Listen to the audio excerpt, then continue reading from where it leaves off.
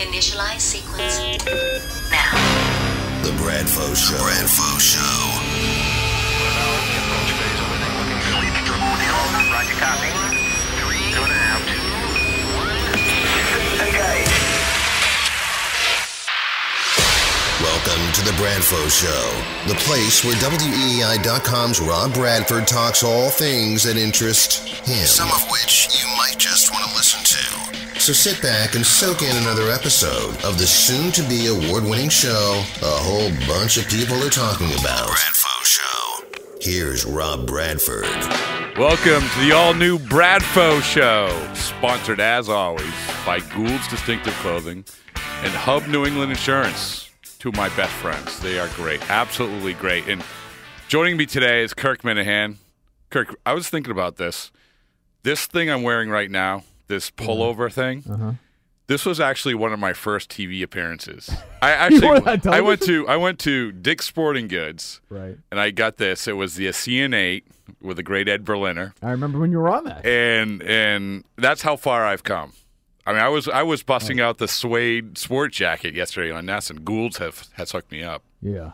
I found an app for integrity, by the way. No, I refuse to believe. There's no app for integrity? If you did find an app for integrity, it must have been on the Hub New England. I would imagine. They made that. Absolutely. So today what we're going to talk about are two fascinating subjects and things that maybe only interest me and perhaps Kirk. But and that is a quick thing on Mad Men, because I've been hooked on it the last couple of years. You know way more about it than I do, but I've been watching it this year. And then we'll really dive into the Jon Lester conversation, which I think we take opposing viewpoints on. So first, it's just in regards to Mad Men. I'm just going to ask 3 quick questions. Okay. And you answer them. This is how it works. You ready? Yeah, sure I am. Okay. First one. By the end of the last episode this year, which would be the last episode ever. Well, there's 2 different seasons within this season. They're splitting into 2. So yeah, the end of the series. Okay, right. okay. When the end of the series. Yeah. All right. Spoiler alert from last night. Don Draper, at the end of the episode, after falling off the wagon, he got back on the wagon. They show him cleaning himself up. Mm-hmm. Supposedly stop drinking. He's going to make the most of this opportunity. Right. How many episodes will it be before he starts drinking again? Mad Men's funny. They could just go away from it and he could never drink again. I don't think he's gonna have this like huge meltdown. Do you? Like he's not. Well, he did. He did. I know, but again, I'm saying I don't think Don Draper's one of these guys where it's gonna. When he makes a mistake like that, generally, other than broads, he's usually done with it. So I feel like they've closed the drinking chapter of Don Draper. I feel like he stays clean throughout the rest of the series. Okay, so then part 1, subsection B. Right. Will he fall off the wagon in terms of broads? How many times? Oh no. No, he won't go on like how many girls will Don Draper have relations with between now and the end of the season? What's the over under? I'll set the over under at 2.5. All right, and I will go under. I'll say under 2. As they say in the biz, we'll loop back in on that one. Were you impressed with Nev Campbell in the first episode? Yes, yeah. Well, that leads me to my second That's question. Like your famous flight from Minnesota when you almost screwed around with that steward. Yeah, no, that yes, of course, yeah, the mythical time from Minnesota. Yes, absolutely. What would you do? That is like one. That is one of the classic scenarios, though. Like you pull in, you're by yourself. If you don't care about your wife or whatever, and Nev Campbell is next to you, she's all lonely. She's had a few drinks, and she puts her head down next to you on the plane. The whole thing is so unrealistic. It's very dreamy. It's very it's just. Then she gives him the address. She wants him to come over, and he says no. I was surprised at that. Yeah. Well, first of all, there would be a lot of drooling going on in the real world. There'd be drooling and snoring, and from you. Yeah, yes. So if it happened, it would go the other way in a hurry. But that leads me to my next question, which is so we know that in the draft, in our world of drafts, and people can figure out what the draft is if we're talking about females and I think they understand. In Mad Men. Yeah. There's the runaway Patrick Ewing #1 pick is no question. The Michael Jordan, Christina Hendricks, right? I think so. Okay. Although I'd be concerned naked, but yeah. Well, that's not right. because HBO didn't pick up this show. That's not a concern. Oh, I know, but if you're drafting them, there are pros and cons. I'm just saying, I'm worried about long-term viability. So then, in regards to the #2 pick, if based off the last episode, the daughter of Roger Sterling I is know what you're moving up the saying. ladder. Yeah, oh, yeah, she's moving up. She's mamooling. But I would say that if I had number 2 pick right now, I'd probably take Pete's girlfriend. Mm-hmm. And I like Pete's ex-wife, too. I've always liked Trudy. So I'd probably still go with them, number 2 and number 3. Would Okay. you? Well, and then you go to But you can't do the like- the neighbor. Oh, the old neighbor? Yeah, the How neighbor. about the 2 teachers? The teacher from the last episode, 2 episodes ago with the farm with the boobs, and then the one that Dom was screwing around with, the other teacher. Yeah, that's fair. Kid had. That's That kid fair. has some great-looking teachers. Yes. That's the son's again, last 2 again, teachers. again, real life. My third-grade teacher did not look like that. So it's once a perfect segue. Once again, you're a natural for this sort of thing. And that is Pete Campbell, who you had cited the girl that he's with right now out in California is potential number 2 draft pick. In real life, as an ad executive, Yes. does Pete Campbell pull that? In what year are we in now? I always get confused what year we're in Mad Men World. I think it's mid 60s. I think we're late 60s now. Yeah. It's like 68, 69. They're still now. referencing going to the moon. They haven't gone to Right. the moon And yet. I think that's going to happen this year. In 1969, Pete Campbell out in L.A. making what would be the equivalent of $150,000 today. She's a real estate agent. I could see it. Yeah, could see it. I think He's it's a little older stretched. than she is. I think it's stretched. I think they prop up Pete Campbell a little more love than in Pete, real though. life. He's my favorite character on the show. Oh, really? Yeah, you don't like Pete Campbell? It's just funny when I he's guess around. I guess I can relate because if I try growing my hair out now, it'd probably look a lot like him. Good look. But yeah, I think that, but you see it all the time. I mean, you think John Henry would be nailing Linda Pizzuti if he worked Well, at but Walgreens? but Pete Campbell isn't John Henry. Well, I'm just saying. I mean, but in that world, he's doing pretty well. I guess, but still, he's an ad executive. It's a TV, but an ugly girlfriend. It's a TV I show. think what we figured out in this 3-question segment is that it's far from real life. You know who's overrated is Betty. I've never been a huge January Jones fan. There's not much there. What was the deal? And I should know this as a Mad Men follower, but what was the deal with the weight gain? Was that real, or was that? No, they put like a bunch of makeup on. Oh, it, they she did. said. Yeah, that was uncomfortable. Yeah, that was much weird. like when you're uncomfortable around me, standing at the marathon starting line. was uncomfortable around you. So another perfect segue. John Lester's contract. Uh-huh. Jon Lester's contract. We take opposing views of this, I think, because you wrote a column on it. It wasn't your Harry Reid column, but it was pretty good. I wrote it. You care about page views. I don't. You care about social I statements. care about getting my words in per week and then getting out. All right, fair enough. I think that's what you said in your contract. Well. So Jon Lester's contract. So the conversation with Jon Lester's contract is it goes up and down every time. He does well, doesn't do well, but it hasn't gone anywhere because they haven't signed him. Well, would they talk to him at all lately, or is that's Not that anyone knows about. Right. And so we go back. Let's start with this, with the whole, 4 years, $70 million. We understand it's never going to get it done. They couldn't imagine it was going to get it done. That was the end of spring training. Did they miss an opportunity in your mind right then? Because here's my thing. What was the number they could have signed for right then? I need to know that. At 4 years, $70 million. He would have signed for that? No. Oh, what would he have signed no, that's for? what I'm saying. You're saying they missed an opportunity. My question would be, what would the number be? Okay. Give me a number. Well, all right. Let's just say 400, right? So 25 a year for 400? Yeah. All right. I would do that. But here's my point: is that you have a guy who you want to get him at 4 years. I understand that. So why not use that time to say, listen, we're going to do what we do in previous contracts with potential or free agents or potential free agents, and we're going to go over what we want to pay annually for a shorter term. This is the approach we're going to get, but we're not going to dick around with it because this is the window. You want to get this done. We want to get this done. We don't want to get into the season. Once it gets into the season, it can get messy, and then you get closer to free agency. I just felt like that was a time to be proactive. I understand the business thing. Why you don't have to sign him. No, that doesn't matter that much to me. That part I get. My thing is this year with Lester, it doesn't matter what he did this weekend. He was great. He struck out 15 guys. I don't care if he wins a Cy Young this year. I expect him to be like a $22 million pitcher this year. $25 million. Mm-hmm. Were you a free agent last year? He went to the Red Sox. I'll pitch this year, 1 year, $35 million. I would have said do it. You're paying for prime years. My question is 3-4 years from now, what is Jon Lester? Well, so what type of yearly contract would you give him? Right now, today, I'd offer him $4.90. $490. Now, but the thing is, the Red Sox have to be comfortable, and I think they are. I think they proved this with Ellsbury. It sounds like they lowballed him, right? Given what the other offers were. Yeah. Well, it was never. I mean, that's it could become that conversation. And that's the problem when you get into free agency. That's a hell of a lowball offer, $470 for what Lester is. I mean, that is $470. Yeah, that's clearly saying we don't value as much as you might get out there. And Charrington said it with us. You read the Henry story in the. In what was that, Business Week? Yeah. I mean, they have made a clear organizational decision at some point, and I understand it.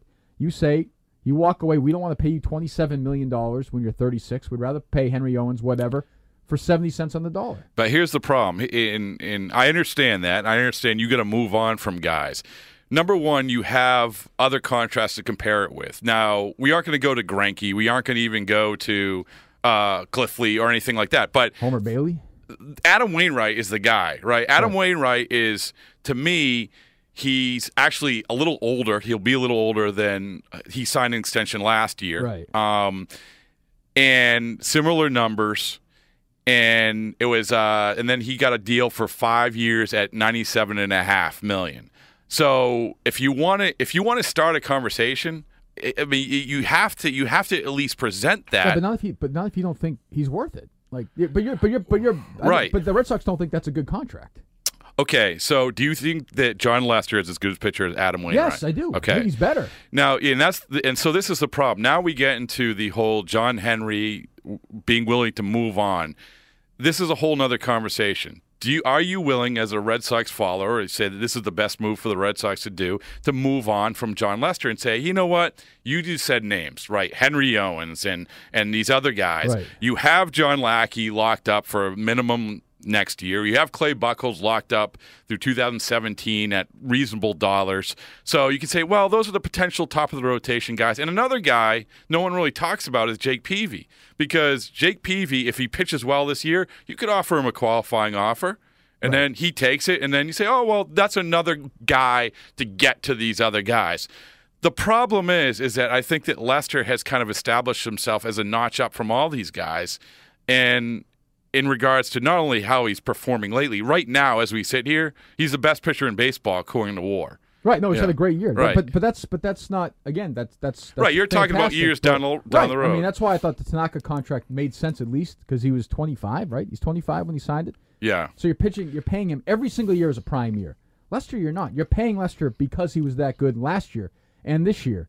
Well, is he going to be that good 3 years from now? What guy in his 30s has earned a $140 million contract? Well, I mean, you could make the argument. And listen, I don't think Cliff Lee is a $25 million a year contract. Okay, he's close. Right, but that's one. Right. So, but here it is. So, yes, you're taking a chance, as you are with all these contracts. But you need a guy. Right? We can agree with that. You need a guy. Can Henry Owens be that guy? But Henry Owens, think about how long it took for Jon Lester to be that guy. Okay, it took a couple of years. Right. No, Jon Lester hasn't even been the guy. I know he had good years. But in this whole the Frost Nixon next level interview, right? Well, but he hasn't done it for a year yet. It's only May. I mean, to be fair, sure. But I think he'll probably go back to what he was. His ERA will be somewhere in the low threes at the end of the year. And you know what? Obviously, it doesn't matter. I mean, the whole conversation we're having right now, the one we just had about Mad Men is more important. As stupid as that was. Lester is going to sign. I think they're all fascinating conversations. He's going to get offered. The Red Sox are going to offer him $85, $90 million. You don't think he'll sign? Somebody is going to blow him. Rob, he's going to get. Let's say he has a great year. Let's say he goes 18-8 with a 2.8 ERA and makes his usual 33, 34 starts. Somebody is going to blow him out of the freaking water, right? Well, I guess so. That's where the conversation is. That's where maybe we disagree somewhat. Is that you need to replace Jon Lester. And I agree. If you get the free agency, some team is going to blow him out of the water. Would you give him $140 million for the Red Sox? No, but I like the idea of if you want to get him for 4 years. To your point, if you really want to do that, and you were Jon Lester, you don't want to do that, obviously, because this is your last big contract. But if you want to do that, then pay him $25 million. That's fine. I'm okay with that. Yeah, well, and that's why I don't get why they didn't take that stance back in spring training. But so replacing him. It's very, very difficult, and in so many times you see it. You're chasing, and then you know what?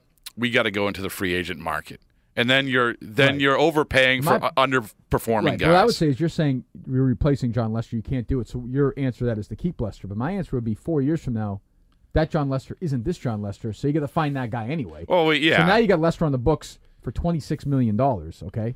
And then you got to find another guy in addition to that because Jon Lester isn't the Jon Lester you thought you had. So you're chasing anyway. Well, let's say that Jon Lester can be the guy for 3 years, 3 of the 4. That's different. I would sign that then. Okay, but then a lot of times you sign free agent deals because you need you pay the extra year. You know the last year is going to even 2. Right.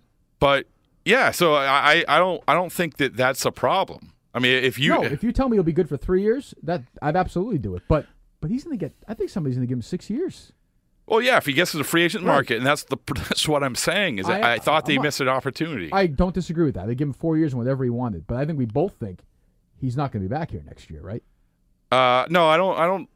I think there was a chance just because he wants to do it so badly. I think if the Red Sox keep taking this approach, he won't be. I mean, you just can't, and it goes to. Yes, he'll take less money, but another small part of this is the whole union thing. Is that he's very aware of this whole thing about. We talked about it, right? Yeah. Yeah, I mean you can sign a little bit less, but you can't. Adam Wainwright can't sign for that, and you sign for 4 at 70. You can't do that. Well, even Greinke, I know it's the Dodgers, but Lester's a better pitcher than Greinke. I mean, at least it's close. I mean, the numbers are almost exactly the same. You throw in the postseason. How much do you factor in also? And you said Lester's a very good pitcher, and you would sign him for the right rate. But how much do you factor in the division and the postseason stuff? I don't factor in the postseason stuff that much because it's 12 starts. I do factor in the AL East stuff. That absolutely statistically plays a factor. If you pitch for the Padres his whole career in Petco Park, his ERA would be, what, half a run lower? Yeah. Well, that factors in. Yeah. Yeah. So, and that's what a lot of the players are saying in the clubhouse the other day. And clearly the players are behind this whole thing. Well, I'd ask you this. You're there. At what point, so Pedroia signs for $100 million. That's fine. He signed it. He's a grown man. They lowball Ellsbury by the standard what he got from the Yankees. Yeah, but people are accepting of that for 2 reasons. Number one, everyone thought he was going to leave. And number 2, the Yankees offer was just crazy. Fine. And then this Lester offer, $70 million. At what point do the other guys in the locker room and other players around the league start saying, well, what the fuck? I mean, why are we giving this guy – what are the Red Sox doing? Does that start to become a factor? Well, yeah. I mean, I think there's already a little bit of that. Yeah. Because they understand who the core guys are, and they don't also see it through the prism of what Jon Lester is going to be 5 years from now. No, sure. They see it as, we understand this is a core guy. It's, people want to hear this, but one of the reasons they signed Josh Beckett to the deal they did before was because they felt at that time he was a guy that they could build around, right? There was a guy that other people could follow, and he was going to set the right example. They feel the same way about Lester, and the players don't like turnover. I mean, they don't. I mean, that's why they wanted a guy like Mike Napoli were texting their ass off all offseason. Oh, we got to keep Napoli. We got to keep Napoli. They like what they know. So, and Lester, and then you have a performance like the other day. I mean, they like that. Sure. But I would say that I give the Red Sox credit, other than the Ortiz thing, which is an outlier, I understand. Since that Dodgers trade, which was done the day my son was christened, you were the godfather. You haven't seen it since. No, that's not true. Once since, maybe? I've seen pictures. John Dennis has seen it. He doesn't even know I have kids. Good. Make him the godfather. I dare you. The word Cherington hammered at that press conference was discipline.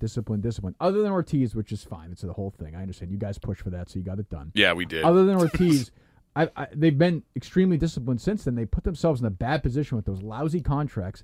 And I get why, organizationally, you would say, I'd rather bank on guys in their 20s than overpay for their guys in their 30s. Yeah. I get it. No. Now, 3 years from now, will we be saying, what happened that discipline when they overpay for some free agent? Maybe. I think you also have to factor in, though, and you're citing what John Henry said, a lot of what John Henry said in that article, which is you just don't overpay for guys, free agents in their 30s. And Ben Cherington said with you guys that the free agent year, the annual age has gone up by a year and a half or something like that. Yeah.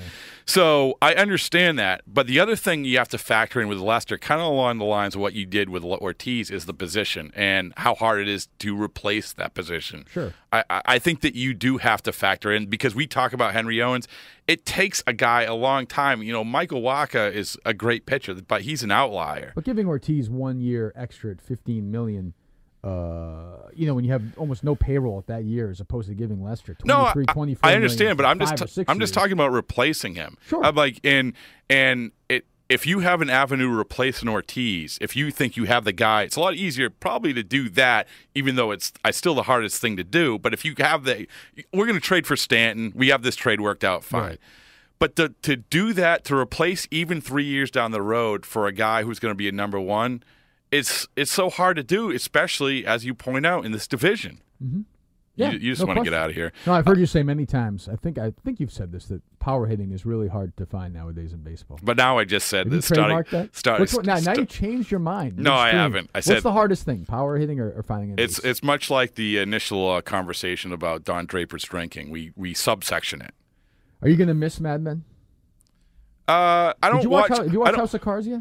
No, I want to because my good friend's on it. So Sam Page. Who? He was on Mad Men. He was the husband on Mad Men. House of Cards in season 1? I don't know if he's been on yet, but he's going to be on it. Your good friend that you couldn't get on this podcast. Yeah, exactly.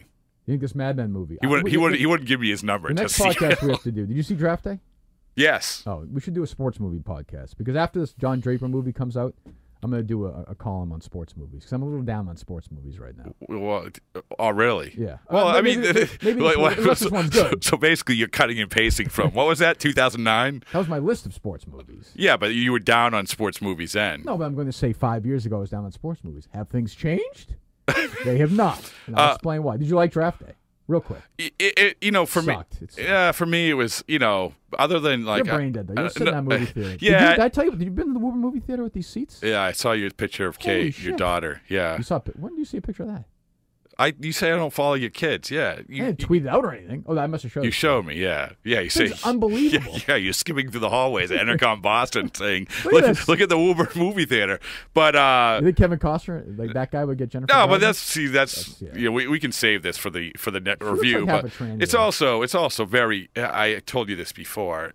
Kevin Costner's pants. You got to do something. Yeah, it's not I good. mean, I don't know if that's in his contract or something. No, he's got a prosthetic. He's showing. He's so proud of his penis. Oh, he's so proud. Dino. It's well, another segue. Before you go, I want to use this podcast to promote your fine show. Today's show, I was driving in. You broke ground that you convinced Jerry that the Bruins should not take penalties. Right. That was. I'm not sure what the hell. What's the Callahan talking about? I don't know. I don't really understand that. I don't know. But what was the highlight of today's show? I don't know. We had some guests on. We had Bobby Farrelly on, talking about Dumb and Dumber 2. Was that good? Well, it was only on so Dino could tell people that's his friend. That was and try to get in the next movie. And he said, yeah, he's pissed they're not in that movie. Yeah. In all the Farrelly Brothers movies. I said to him, my favorite Farrelly Brothers movie is Me, Myself, and Irene, which I still think is the funniest Farrelly Brothers movie ever. And I told Bob I had to censor it there, but I don't have to censor it here. You know the part where he's got the 3 sons, the 3 black kids, the sons, and they're looking for Jim Carrey, and Chris Cooper's the detective. He's really trying to get him, and one of the brothers says to Chris Cooper, "Is your old lady happy?" And Chris Cooper says, "Old lady," and the kid says, "Yeah, because if your fucking is like your police work, you couldn't hit the G-spot on a 12-pound pussy." You didn't say that on the air? I had to bleep it out. Oh, That's one of the great lines ever. That's a great line. Well, so that was the highlight, the Farrelly interview? Yeah, we did a lot of the Bruin stuff. We did some of the. I still don't know. I mean, Jackie Bradley should be able to bunt, I think, at this point. That's a whole nother story that I want to do is like Major League Baseball players can't bunt. Yeah, but I could bunt when I was a kid. I know, but you weren't a Major League Baseball player. I know, but I know. But think about the best player forever. Yeah, well, think about Jackie Bradley, and I don't know if you guys talked about this, but Jackie Bradley never had to bunt. He was never a bunter. He was always the guy who hit doubles and home runs. Yeah, but don't they practice it for 5 minutes? No, training. Barely. But it should be that hard. But here's the other thing, and this is the podcast I'm going to do. I might do it with Lou. The bunting podcast? No, well, a little bit of bunting, but talking to Joe Madden the other day, he said that, and I've talked to Farrell about this too, more teams are shifting than ever before, like crazy amounts. And they're not only shifting against power hitters, now they're shifting against like Ryan Flaherty and Jackie Bradley. Makes sense though if you have the numbers, right? You do it every time. But so now you bunt. But these guys, because Ryan Flaherty, if you shift on him, bunt. Right. So Jackie Bradley, if he had these numbers offensively 30 years ago, would be fine. He could play every day. but you can't hit like this and play every day. Yeah, we still give him a little bit of I time. know, but I'm saying if this is Well, I mean, if he was average defensively, he'd be in Pawtucket right now. no, but it's great. But you always think of Jackie Bradley as being like 21, though. I mean, he's gonna be 25. He's gotta get his ass in gear and learn how to bunt. Learn how to bunt. Johnny Bench taught me how to bunt every Saturday. This sounds like an Eddie Edelman thing. Really, it does. Get a bunting contest. No, it's or a Ted Sarandis thing. Where are all the bunts? Did you have a crush on that girl in the baseball bunch? I don't remember That her. was that one girl. She was all right. Fred McGriff? No, the baseball bunch with Johnny Bench. Johnny Bench? Yeah, not Fred McGriff. I don't remember You her. didn't watch the baseball bunch? No, I did watch it, but I don't remember a girl being Yeah, it on was a it. girl. I was She so was all right. focused on the fundamentals. You were so excited when Jim Rice beat up the chick in that one episode. Jim Rice complimented me for the first time yesterday. Yeah, he doesn't look at you on TV. He doesn't like you. No, yesterday he did. What did he say? I was wearing a fine sport jacket. It was kind of a leather thing from Gould's, and Steve Lyons was doing the fabric thing. Oh, yeah. But Jim's like, I'm with you. So that was a hallmark moment for me. Why'd you have Rice on for a podcast? Did you see when I was on? Johnny's Did you see? Did I see when I was on with Rice the other day, and we were talking about the canoe thing, about jumping out from behind the thing. I was like, oh, just like you did, Jim, back in 1978. It's like you're scaring people. And he's like, what do you mean scaring people? I mean, you're very intimidating. So anyway, did the show go by quick or slow today? Why are you asking Because that's questions about the show? No, because I want to get you guys. You guys are very close to number one. I told you coming in the break. I think you guys are gonna be number one in a couple of weeks. All right. I mean, I don't. Because I was listening to the other show. They're not even trying. What, Toucher and Rich? Yeah, I don't listen. You were listening. I know. wasn't Well, listening. I'll be your says source. I don't listen. Everybody says that but people are going to tell me that my show's great, or John Yeah. and Jerry's show is great. I should say I don't have a fucking role in the show. Still, it's 14 months later. Mm-hmm. My name's on the show. I heard you talk. I heard you talk about Should my name be in the show? Do you think? You get to pretend like you're jostling with him when the Nelson break. That's great acting. That's in your contract. And I think about it. I'm going to criticize people's acting in this movie called. That was really. I'm not as bad as Jerry. No, it's all. I mean, The whole Dino's like looking at the camera, and you guys are pretending to fight, But yeah, you're right. You've always, that's your thing though. You never said, you said I don't want to have my name attached to the That's true. show. I actually don't. Those guys, it's their show. I'm just along for the ride. But I listen. I don't know if we're going to be number 1 or number 12. The ratings are bizarre to me. I don't understand them. But yeah, so you say take interest in the show. Did it go by quick or slow? You know as well as I do. It's like you feel like, oh, that's a quick show. Well, here's the thing. We had 3 guests on from 8 o'clock, so it felt like it was a 2-hour show. You know when you have like 3 guests and Yeah. bang, bang, bang. Yeah, and then you go- breakfast and you just get the hell out of it. Yeah, absolutely. Yeah. Well, you'll never have your name attached to this show. All right, thank you. Bye.